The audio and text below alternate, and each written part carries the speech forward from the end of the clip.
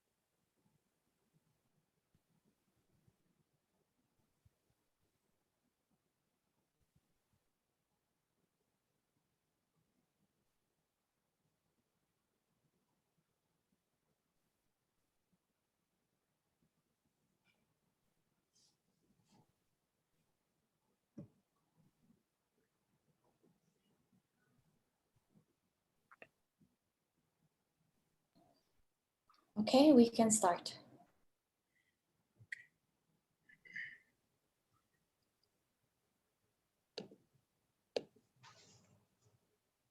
صباح الخير. Good morning, everyone. I'm Barak Al-Mansouri, Chief Corporate Services Officer within Agthia Group. Ladies and gentlemen, welcome to Agthia 2025 Strategy Press Briefing. Ramadan Mubarak to you and your family. And I'll share just with you some housekeeping. Please note that the session will have a live translation into Arabic on the Arabic channel on Zoom. Please switch to the Arabic channel if you prefer to listen in Arabic. سيدات والسادة الحضور، أسعد الله أوقاتكم ورمضان كريم لكم ولعوائلكم الكريمة. نرجو لفت عنايتكم أن وجود خدمة الترجمة الفورية لهذه الجلسة على القناة العربية على تطبيق زوم. نرجو من حضراتكم تغيير القناة إلى القناة العربية في حال رغبتم بالاستماع إلى الترجمة. Thank you all for making a time to be with us today, especially since it is one day from Ramadan, away from Ramadan. It is an exciting time for us as we mark the next chapter of our corporate story, which we have been writing since 1978. The legacy we have today is something we built from humble beginnings. The late Sheikh Zayed bin Sultan Al Nahyan laid the foundation for us when he inaugurated Grand Mills. And 4 decades later, after growing from strength to strength, we were able to expand our footprint to over 30 countries, our human capital to over 4,000 employees worldwide, to serve millions of consumers in the region. Today, we are even more ambitious and have set our sight on becoming a leader in the region and beyond within the next 5 years. The period will be redefining a chapter for Agthia. Joining us today to take you through the details of the strategy is our CEO, Alan Smith. At the end of his presentation, we will host a Q&A session to address any questions you have for Alan, our CEO, Group CEO, and our CFO, Ammar Ghoul, and myself, Barak Al-Mansouri, and our Executive Vice President, Growth and Category, Ahmed Yahya. For a Q&A session, I request you to raise your hand to ask questions so our team can grant the necessary permission. I would also request that you say your name and the publication you represent when asking. Also, please ask your question on the English channel only or in a writing on the Zoom chat. نرجو منكم توجيه الأسئلة وعلى القناة الإنجليزية حصرا أو كتابة باللغة العربية والكتابة باللغة العربية أو بالإنجليزية في مربع الشات في تطبيق Zoom. Our colleague Shahla will translate into English for speakers and the live translation will translate the spokesperson answers in Arabic. We hope you enjoy the presentation today and we look forward to interacting with you. I leave the floor to my colleague, Mr. Alan Smith. Alan, it's over to you. Good morning, everyone. Thank you, Mubarak. Good morning, everyone, and Ramadan Mubarak. It gives me great pleasure to extend to you all on behalf of the Board of Directors of the Agthia Group our deepest appreciation for joining us for this press conference this morning. Upon assuming my post as CEO last year, along with the board and senior leadership team, we began a rigorous process to assess the business and define our strategic direction for the future.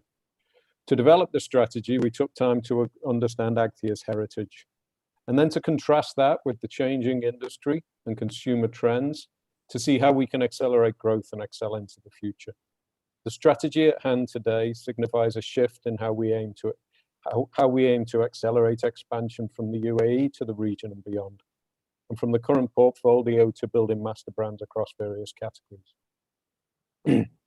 The changes that we hope to undergo are both internal and external. Internal because we believe change starts from within, and external as we want to take the company to greater heights. So let me take you through the 2025 strategy. The vision.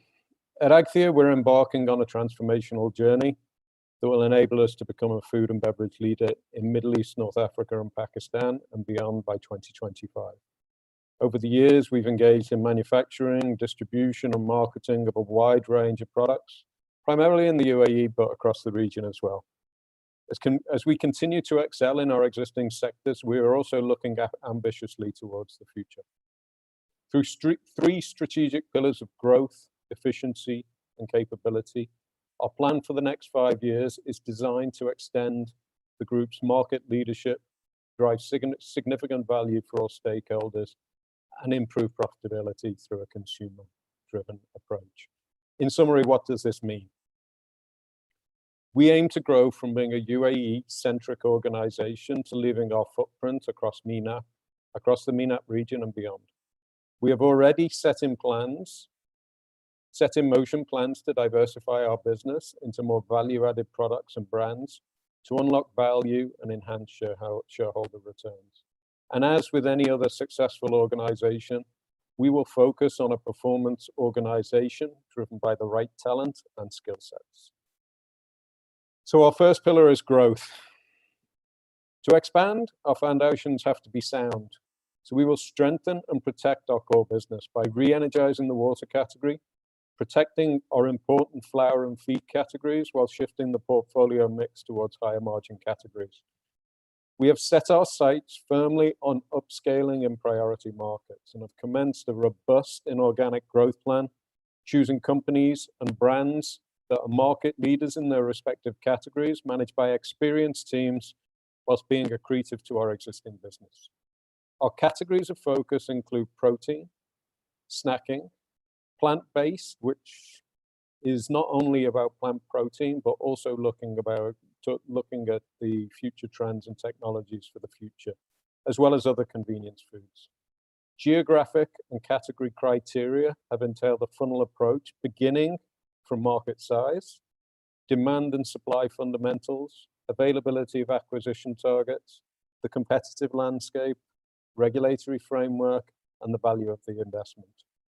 With all this and more, we expect to drive margin improvement consistently by 2025, which moves us on to the second pillar, which is efficiency. Agthia has a proven track record of cost optimization. Over 200 million dirhams have been saved in the last 4 years, and we're targeting a similar amount of savings for the coming strategic plan period. We will continue to make progress in optimizing operational and overhead costs by focusing on procurement, trade investments, enhancing business processes, and minimizing waste. And by waste, I don't just mean the waste that we throw out. I'm talking about wasted time for our people, wasted time on business processes, waste in our supply chain, and waste in our operations. In addition, we will enhance those efficiency efforts by leveraging the scale from the acquired businesses through both synergy extraction, and by synergy extraction, we mean both revenue synergies, but also cost synergies, and by simplifying our portfolio and supplier base, by focusing on what matters most to the future success of the business. Our last pillar is capability. The final pillar of our strategy, people and culture, are always the most important part of an ambitious agenda. The changes we have set out will require everyone to play their part, and it is imperative that we align capabilities with the expected demands of our growing organization.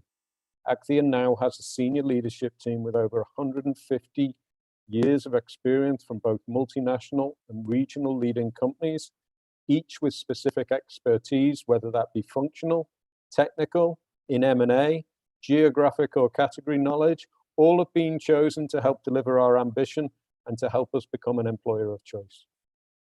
We already have great talent in the organization, and we want to build on that by establishing the right structure and performance-driven culture, centers of excellence, expertise in category management, and we will drive this change through our newly established transformation office.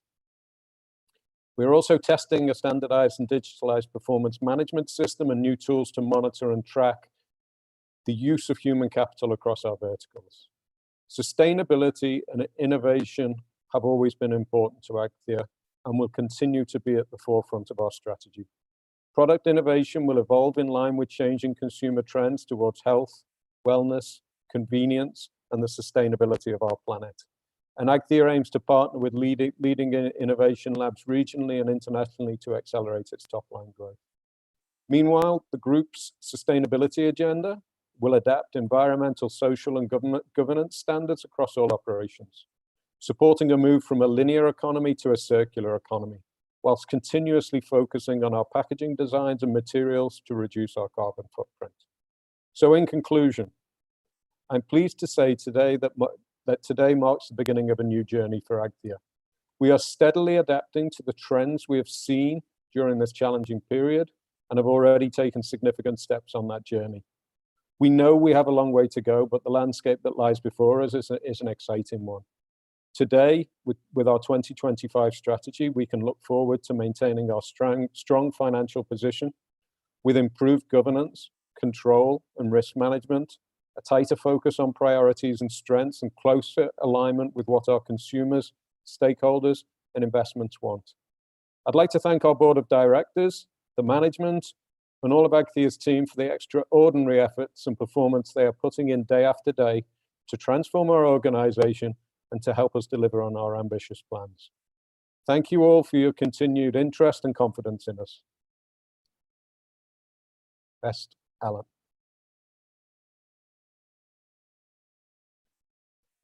So now we'll open for Q&A. Yes.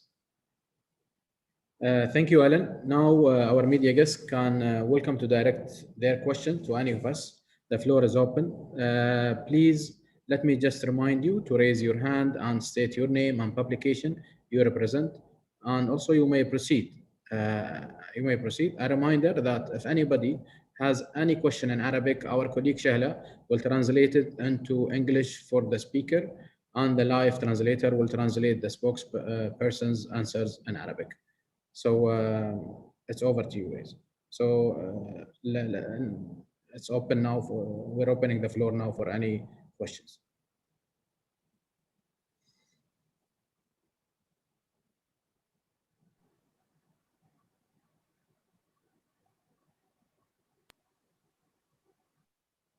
Hello, good morning. Good morning. Good morning. Yeah, hi. Good morning. This is Farid here. I'm a business reporter in the national newspaper. It's very interesting what you said about your five-year growth strategy. I would like to ask, like you're saying that you're going to focus on mergers and acquisitions in the next 5 years. What are the markets you'll be looking for M&A activity? Are there any imminent deals, and in which country? And even if you can give us some information, like how do you plan to finance these acquisitions in the coming years? And another question is, you had a revenue of 2 billion last year. So what are your targets in the next 5 years in terms of revenue growth? So over to you, Alan. Thanks, Mubarak. I think there was a number of questions there. So firstly, if we talk about where are we targeting to grow, I think firstly, we have a great legacy company here in the UAE. So if there is the right opportunities in the UAE that we can build on and benefit from our strong management team and route to market, then we will obviously look at those opportunities. If we look internationally, Agthia historically has been a predominantly UAE company, as I said. Internationally, we would probably made investments that are a little on the subscale side. So what we're looking to do is, where we're present today, and the markets that we're present in are Saudi Arabia, in Egypt, we're present in Kuwait, we're present in Oman, operationally this is, and we also have a small water business in Turkey. So very much our priority markets are looking to scale up in those existing geographies. We've also added Pakistan as one of our priority markets, and the reason for that is a couple of things. As a food and beverage company, we need to look to grow where populations are. We also need to be able to leverage the experience and knowledge that we have within the leadership team. So going into markets where we have great experience, going into markets where we have complementary categories, and that's really the way we're looking at the priorities. So if you talk about our presence, obviously, Egypt is important, Saudi is important. We've recently made the investment in Kuwait, and that will really steer where we look at in future. I think if we talk about the investment side and how we will finance the transactions, I think it's probably best that I pass over to Ammar to give you his perspective on that. Sure, Alan, and thank you for the question. It's a very important strategic question. As a matter of fact, we successfully managed to finance the 4 transactions that we have just executed on, awaiting some legal formalities for completion, in both equity raising, which opened and kept the room available for more borrowing capacity, as well as debt financing. So the financing of Al Faisal Bakery acquisition in Kuwait was fully financed by debt, and the plan for Agthia company in Egypt to be financed in both debt and internal resources of cash from Agthia. While the financing of the acquisition of Al Fu'a and Nabil, both were mainly in equity raising. So for the future, and conservatively calculating a high-level borrowing capacity, we're looking at a range of currently available borrowing capacity between 1.2 to 1.3 billion dirham. And as you know, along the way, when we add companies, especially if the target acquisitions are accretive from valuation perspective, from debt on their balance sheet perspective, and as we consolidate, we open a greater room for future borrowing capacity as well. So at least for the coming year, I don't see any obstacle for raising debt and utilizing the cash resources available. Today, as we speak, we have on the balance sheet of Agthia approximately 650 million of cash available after taking into consideration the recent dividend distribution announcement. So that, together with the borrowing capacity we have, will fuel the company appetite for future M&A, at least for the coming year or so. Thanks, Ammar. And just going back to the last part of the question, which was around, do we have a growth aspiration? I think if you look at, we closed 2020 with revenues of about 2.06 billion as Agthia standalone. If you were to look at our pro forma with the recent 4 transactions we've made for 2020, our revenue would have been around 3.37 billion dirhams. So that already represents a significant step change in the size of the organization as we bring those businesses in. We will continue to look to grow. Obviously, any future investment is subject to A, the right opportunity that matches with our strategy, and B, with the with the right financial proposition for the company. So we do have ambitions in mind, but we're not going to set a target in terms of long-term revenue. Thank you, Alan. Thank you, Ammar. There is also 2 questions. It's almost the same from Rashid from Arab News, and also from Musa'ad from Middle East News. They're saying they want to know more about our investment, our growth into Saudi Pacific? Okay, thanks, Mubarak. I think on Saudi is very much, for anybody operating in the Middle East, is always an aspirational target. We're already present in Saudi today with our water business. We're operational out of Jeddah. And that we will continue to focus on how we grow that business. As everybody knows, Saudi is a very competitive market, and everybody wants to play there. So we will continue to look at opportunities. We don't have anything specific in mind. Depending on whether those opportunities are available, then we will make a decision whether we move or not. But Saudi is interesting. No concrete plans at this point in time or specific targets that are under consideration. The other questions that's from it's in Arabic. They want to know our future plan for any acquisition for this year. This is from Rami. I think thanks, Mubarak. I think we've answered that. Until we don't speculate about what we might or might not buy in future. Obviously, we continue to screen the market. We have certain criteria on what we're looking to achieve. We've set out the markets that we want to target and the categories that are of interest for us. We will continue to look at those opportunities, and as long as it's accretive for the company, it gives us opportunities to accelerate our growth, and financially it makes sense, then we'll develop those discussions, but nothing specific to talk about at this point in time. Clear. And also there's also one more question that they'd like to know more about our investments and our ability to fund all these acquisitions, current and future. So I think Ammar can help here. Sure, Mubarak. We addressed the financing capacity at Agthia right now.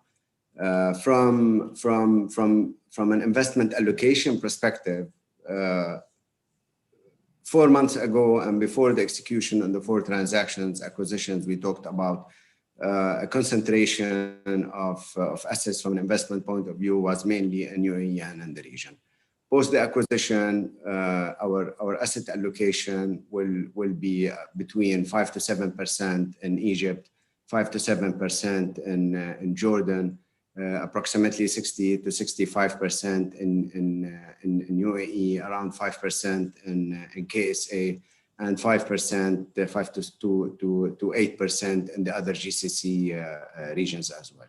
So it's mainly cash generating units from an investment perspective within a clear acquisition and investment strategy. Okay, thank you, Ammar. I think there is 2 questions. Direct them to our colleague Ahmed Yahid. They want to know more about the market share and also our strategy when it comes to e-commerce. So I'd like to know more about these 2 things, Ahmed. And these questions are coming from 2 publications. Sure, thanks, Mubarak. And again, Ramadan Kareem, everyone. I think regarding market share, as most of you are aware, with the legacy that Agthia has, today we are the market leaders when it comes to bottled water, flour, and many other categories that we operate in UAE, which is the home which is where we started. In few of the other markets, we still have good solid shares and we keep on growing those. Regarding the other question, which is e-commerce and direct to consumer, if I heard Mubarak you correctly, I think the Agthia as an organization has an edge because we already have a model which helps us build further. So we've been running the direct to consumer, our home office delivery water business model, which has always been there and has helped us grow the business and has done tremendously well for us over the last few years. With the pandemic, we have seen even bigger growth. We also operate a direct to consumer model for our consumers in the Abu Dhabi state with the municipality and the CSD channel. So we also have an experience there. So within those, what we are now looking at is how to further build it and take it to the next level and expand it beyond UAE as well. But like I said, we have the right foundation. We know how to do it. And both the businesses, whether be in the CSD channel, i.e. municipality or the HOD, gives us the right levers to build on further. Hope that clarifies. Thank you. There is a question, Alan, on the future challenges with the new strategy that we're embarking. What do you think as a CEO will be the new challenges, or do you think there is any challenges of going forward for this strategy for the coming 5 years?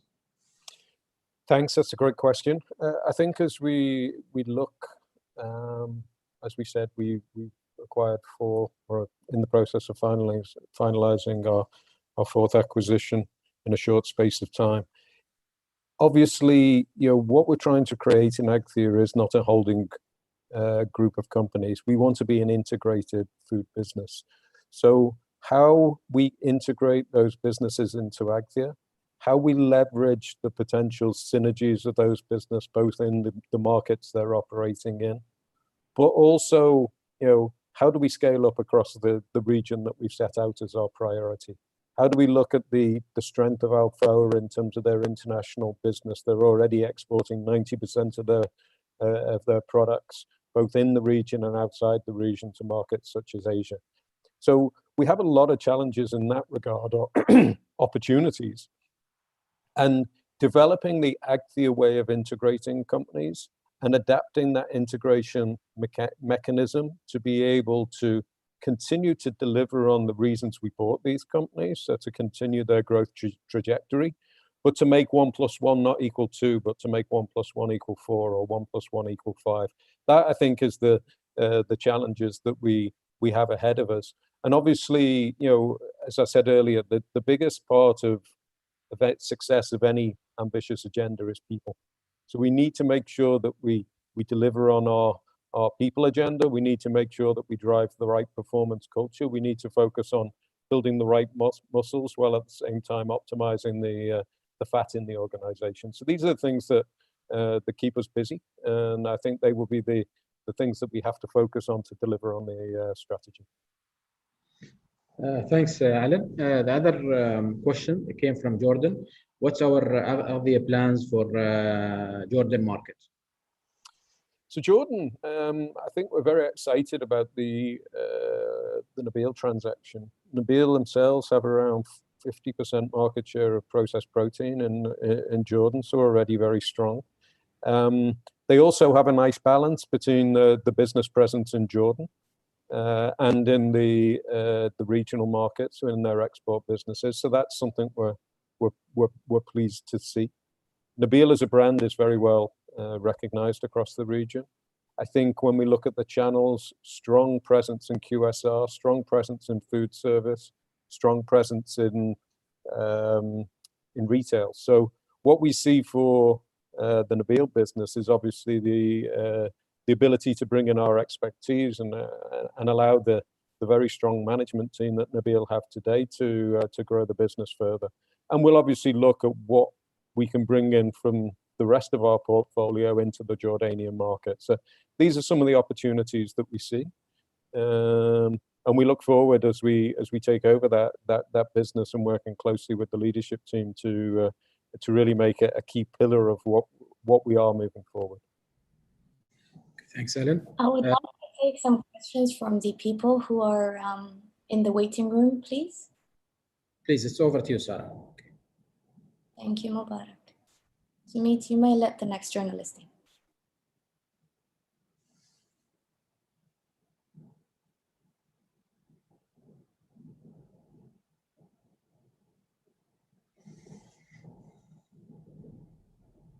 Please unmute yourself, Rashid.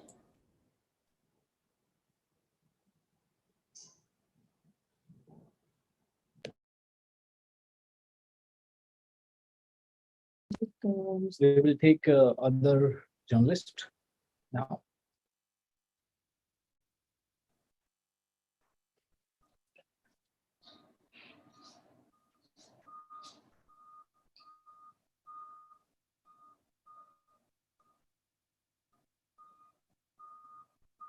Good morning.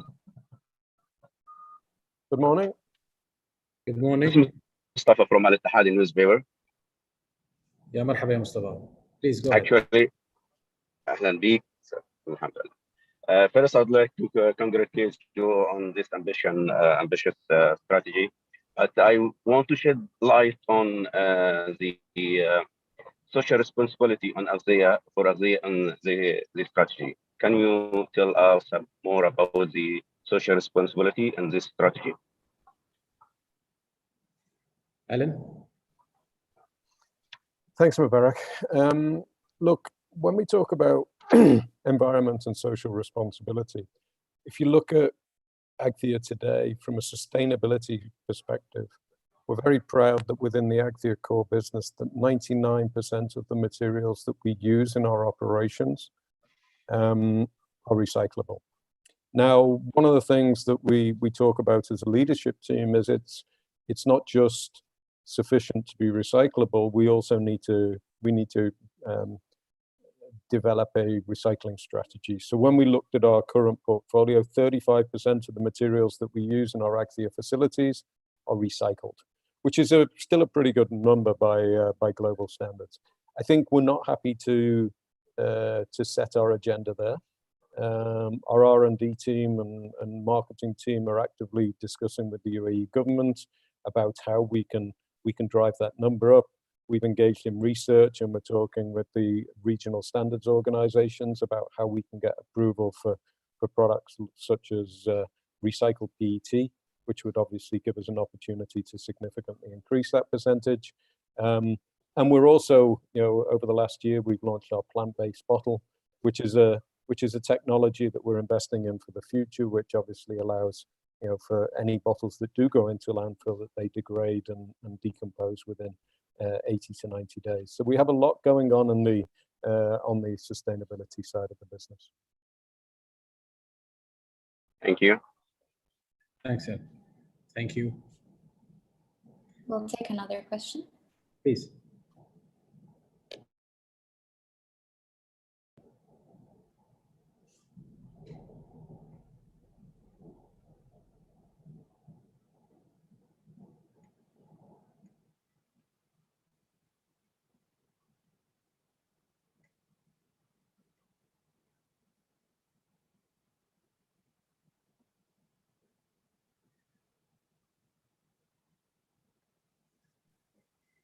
Mr. Rashid, you can ask your question.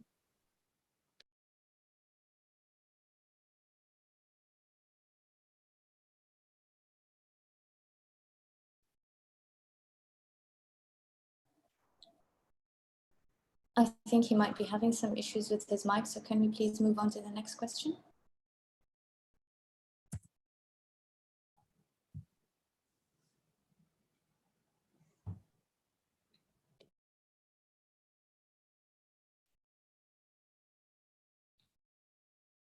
Hello. Hello. Yeah, this is Brenda from Refinitiv, Zavia. So, Hi. Hi. So you have spoken about cost savings around 200 million dirhams that you're targeting. And you also spoke about divesting some assets. So what assets would you be divesting, and what other, how do you expect the 200 million cost savings to come from? Alan, there's some part will be with you, and then might Ammar if he wants to add anything. So we'll start with you, Alan, and then if there's anything Ammar want to add at the end of the question. Sure. Thanks, Mubarak. So I think in terms of cost savings, where we've taken cost out in the past is obviously in formulations, in packaging cost, and we'll continue in operations, so line efficiencies, production efficiencies, route to market, organization costs, and we'll continue to look at those key pillars, and that's part of our agenda. If we talk about the synergies that we expect from the integration of the new businesses, as I mentioned during the presentation, we see synergies both in terms of top line, but also in terms of bottom line and cost. If we take our UAE Alpha transaction, we have management teams. We'll gain scale from having a single management team for the combined business in the UAE. We take our experience and our knowledge of the cost savings that we've delivered over the last 4 to 5 years in Agthia, and we take those same learnings and we apply them to the newly acquired business, whether that be in packaging, whether that be in operational and line efficiencies, whether that be in route to market, process flows, synergies in warehousing, synergies in, by simplifying our supplier base, by taking, the volumes that we get across our businesses and consolidating them to buy. So these are just some of the examples that we see on the operational side. On the divestment question, I think we've already demonstrated that we will divest non-scalable assets. The businesses that we think will be a hindrance to delivering best value to our shareholders and investors. An example is our mutual decision with Capri-Sun to end our licensing agreement, which we announced in Q3 last year. So we will continue to look at our, the smaller elements in our business, what is not scalable, what we're not able to grow, what does not fit in with what we intend to buy in future, and we will make decisions about what to do as and when the decision is necessary. So that's how we're looking at these questions. So this 200 million savings, the 200 million savings will come over the next 12-month period, or no, the 200 million savings is over the strategic plan period. So we expect to save that much over the next 5 years. All right, thank you. Thank you, Brenda. Thank you. So we will go back to taking questions from the chat. We have a question from Shruti Nair. She's saying the last slide focused on e-commerce and direct to consumer. Does that mean you'll expand your retail operations? Alan, yes, please. So Ahmed talked on direct to consumer and e-commerce. I think the way we talk about it, and he made reference to the presence we already have through our home delivery service for our bulk water. We already do home delivery, which is something that we accelerated during the COVID crisis that we've talked about during various results sessions. We turned around and significantly within 24 hours massively increased our ability to deliver direct to home, particularly through our municipality channel. I think what COVID has done is accelerated e-commerce in the UAE. If we look at the contribution, it's probably gone from 3 to 4% to 6 to 7% of sales. And it's still held up, even though obviously the market started to settle down. And consumers will continue to see that convenience and still want to leverage that convenience in terms of home delivery. So will we step up operations? We continue to focus on our home delivery system. We continue to look at how we can not only deliver bulk water on home delivery, but also deliver our retail products. So there's various different elements that we look at. And obviously there has been a significant increase in the number of e-commerce players within the UAE. And it's very much part of our strategy to partner with the key players to make sure that we drive our business through those channels. So that is what I would reflect on. I don't know, Ahmed, if you've got anything to add to that. No, I think you covered quite comprehensively, Alan. Again, as I mentioned before, I think we have a platform. I think we've been doing this for years now. And yes, with the recent COVID and pandemic, consumer habits have shifted. We are following those habits. And if we need to invest, absolutely, we will invest and build it on the next level as well. And then possibly take it into other markets as well, where we operate across the region.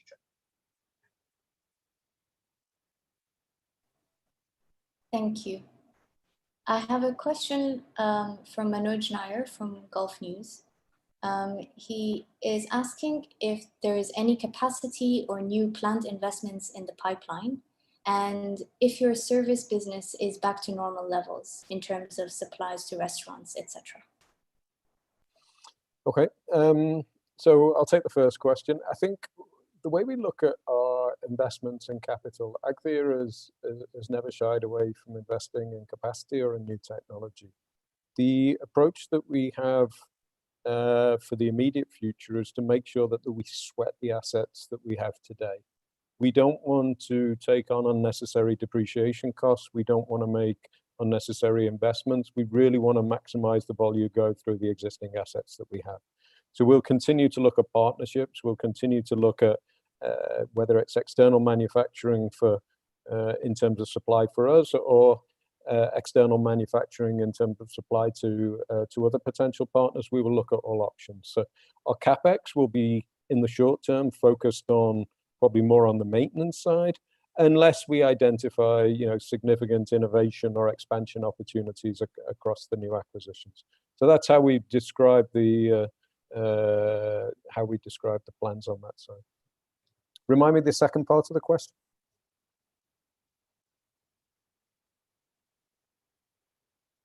Apologies. The second part is if the service business is back to normal levels. Okay. Yeah. So on food service, obviously last year food service took a fairly heavy hit in terms of the size of the business, because restaurants were shut down, tourism was constrained. So we saw around a 40% contraction in that business last year. I think what we can say is that the business is moving back in the right direction. Obviously, we see some ebbs and flows, towards in Q4 it started to strengthen. And then we saw a little bit of a tightening as the regulations were tightened up. But we're optimistic for the future. I think as we look forward to the rest of the year, particularly as we get towards the final quarter, hopefully we'll see some normalization and we'll see that business come bouncing back strongly. Thank you, Alan. We have a follow-up question from Farid Rahman at the National, so I will allow him to come back to the panel. Yeah, I have one follow-up question to Mr. Omar. I mean, you mentioned, I understand that you're planning to finance the deals, acquisition and mergers through a mix of debt and equity. And also you mentioned a figure of 1.2 to 1.3 billion dirhams. So is it the money that you're going to borrow from banks in the next 5 years? Thank you. No, actually, this is a high-level calculation of what do we have today as a borrowing capacity. Now, if you look at a good example, as we recently announced, we're buying Agthia at a multiple of less than 10. Agthia will come into the P&L of Agthia, bringing on board approximately 80 million of EBITDA. The 80 million of EBITDA coming with a debt-free balance sheet will again open a new room for additional capacity of borrowing. So what I've done for this purpose and to be able to satisfy your question, I did the calculation as to what do we have today to fuel the company planned for the near future of M&A. As soon as we consume what we have as borrowing capacity, we will definitely look at other means of financing for acquisitions.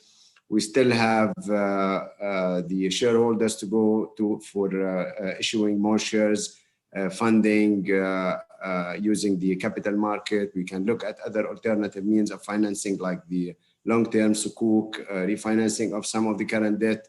I'm sure you must have looked at the disclosures details of our statutory financial statement. You must have seen that majority of the debt we have in our balance sheet is at a very accretive interest rates, and we'll continue in that pattern.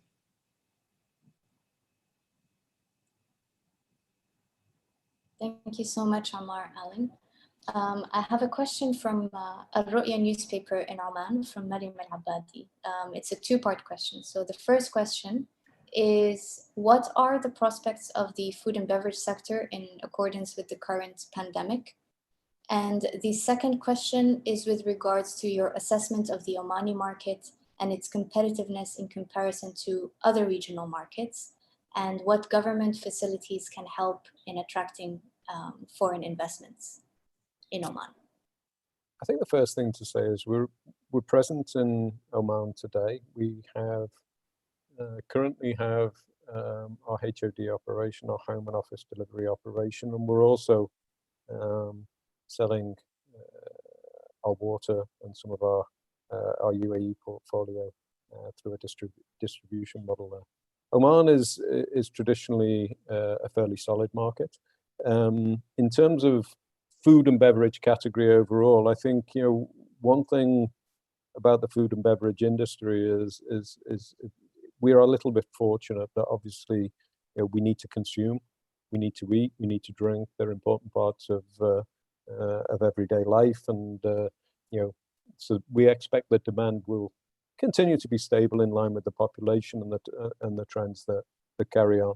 In terms of Oman, I think our view on Oman would be like the other markets we've discussed. If there's the right opportunity in Oman, the right opportunity to scale up our presence and increase the size of the business there, then we would look at it. I don't think we have a regulatory question per se for Oman. We found that their operations there have always been fairly straightforward and fairly successful. So it will continue to be important for us, but obviously we've got to think about it in the context of the population base, which we discussed earlier. Thank you, Alan. We have time for one more question.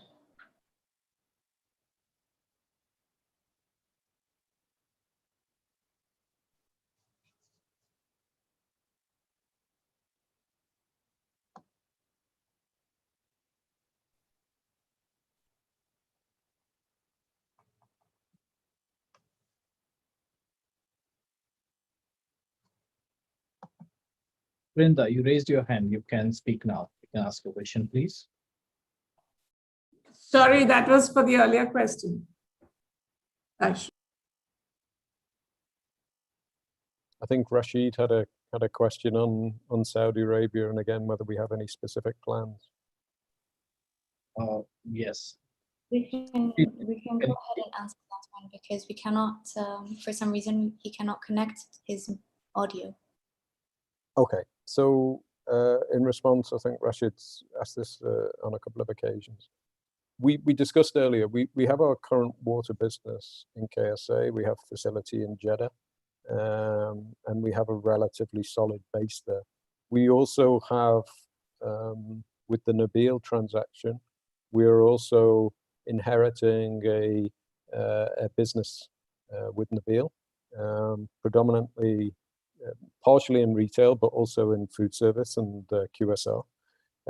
So we'll look to see how we can identify the synergies between those two businesses, and also look at how we can further build on the other acquisitions that we've made and to develop a sustainable business. We would like to increase our presence in Saudi, but as I said earlier, really it's a competitive market, and it really depends on whether the right assets are available at the right price, who share the similar kind of passion for the future and vision as we do. So that's how we look at Saudi today. No specific plans other than to leverage the assets we've already acquired and the business we already have. Thank you. And also there's a question, Alan, around innovation and our plans for innovations, and if there is anything that we have in our plan for the coming 5 years, and what's our strategy in regards of our innovations for the coming 5 years. So good to shed something on this. Okay, I'll share something and then I'll let Ahmed build on that. I think as we look at our new businesses, so I mentioned a little bit earlier, the Nabil acquisition, we're just in the process of launching plant-based protein products for Nabil, which is a fairly unique innovation, and the R&D team in Nabil have done a great job there. We are in the process of launching our plant-based bottle here in the UAE, which is another major innovation, which we will do with select partners. So that's being done on a grow-as-you-go kind of basis. I think as we look at Alfoa, we are looking at innovations in Alfoa in how we take these products more into value-add categories, whether that be snacking in terms of consumer proposition, then rogue dates with ingredients, date bars. We'll be looking at dates as an ingredient that we can supply to other manufacturers, because we all know dates are a superfood. And we continue to innovate in our base portfolios. Let's not forget the work that's done by our heritage brands, you know, the work that's being done by our flower business in terms of developing specialty flowers, both for the B2B business and also in the retail space to meet consumer needs there. We launched vitamin D flower last year, you know, which again is off the immunology platform. In feed, we continue to innovate and provide products for the farms that helps them to improve productivity. So innovation is very much at the heart and soul of what Agthia has done in the past, and it will continue to be so for the future. We have a very strong R&D and technical team, and we'll continue to leverage their skill set both with the current business and with the new business. Ahmed, I don't know if you have anything to add. No, I think again you covered, Alan. For me, innovation at Agthia is something which is like oxygen. I think, and as Alan, you mentioned that we have done it over and over the years across categories, and we'll keep on doing that. It comes down to addressing the consumer needs. And I think one of the strategies that we have is to become more consumer centric, and hence innovation becomes a key pillar for us driving that, whether it be plant-based, whether it be, you know, adding to the snacking category that we have, bringing in something new for our consumers and something which is relevant for the region. I'll, you know, share, let's say, like the Zero, which today we have Alan Zero, which is the market leader in its own segment, was the best reflection of the way the team came up and reframed the category, because it's all about re-energizing, reframing the category, and that's where innovations plays a role. And you will definitely see through the strong R&D and marketing team and the insights team that we have within Agthia that we will keep on pushing those innovations out. Okay, thank you so much. I think we're coming to end, but before we end, I'd like to thank everyone for their questions, and also of whomever that feel that there is any question that they need to ask further or coming further, please contact our agencies and our corporate communications. Then we can take it further. And there'll be a number of interviews that's for the coming 2 weeks, a lot of interviews also. We're open for any interviews, for anything that we can really support you to ensure that we deliver the message of our strategy. At the same time, I'd like to announce that we are, before we end this press meet, as a part of our transformation, I would like to announce that we are about to relaunch our website with a refreshed and simplified look, combined with enhanced content and optimization that reflects our new brand strategy. The innovation interface makes it easier for our consumer, potential stakeholders, and media to access the information they need, while enhancing our ability to connect with them in a ways like never before. So it's given me a great pleasure to invite to discover our new website, which will be live on the next few seconds.